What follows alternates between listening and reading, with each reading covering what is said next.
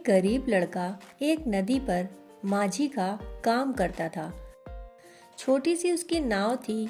वह उसमें लोगों को इस पार से उस पार ले जाता। उस गांव का एक बहुत बड़ा विद्वान, गणितज्ञ, बहुत पुरानी भाषाओं का जानने वाला पंडित, वह एक दिन उसकी नाव पर नदी पार करने के लिए बैठा।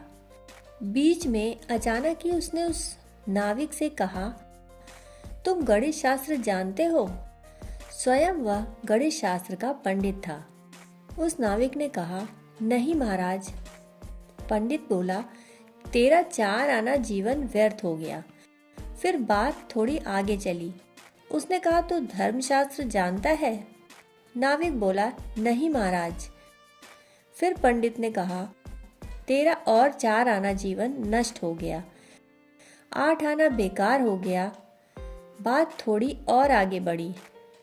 पंडित ने कहा, तू दर्शन शास्त्र जानता है?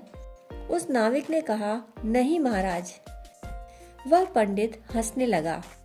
वह फिर बोला, तू तो अपना जीवन बेकार ही करने को उतारू है।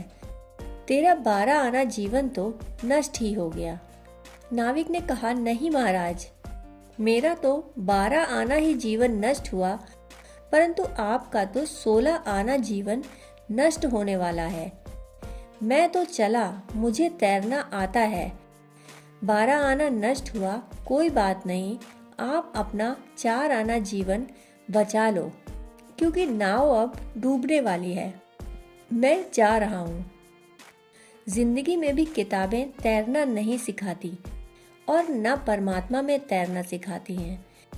परमात्मा की नदी में भी केवल वे ही लोग पार होते हैं जो परमात्मा को जीने की कोशिश करते हैं, उसे जानने की नहीं। जीने से जानना निकल आता है, परंतु जानने से जीना नहीं निकलता। जो आदमी जी लेता है वह जान लेता है, लेकिन जो जानने में लगा रहता है वह जी तो पाता ही नहीं और जान भी नहीं पाता। बस शब्द इकट्ठे कर लेता है। उपनिषद, गीता, कुरान, बाइबल सब उसे कंठस्थ हो जाते हैं, परंतु शब्द तैराते नहीं। शब्द नाव नहीं बन सकते। शब्द प्राण नहीं बन सकते। शब्द तो उल्टे बोझ बन जाते हैं। आदमी को हल्का करने के बजाय और भारी कर देते हैं। जितना सर पर किताबों का बोझ होता है, आदमी उतना ही और छोटा होता चला जाता है।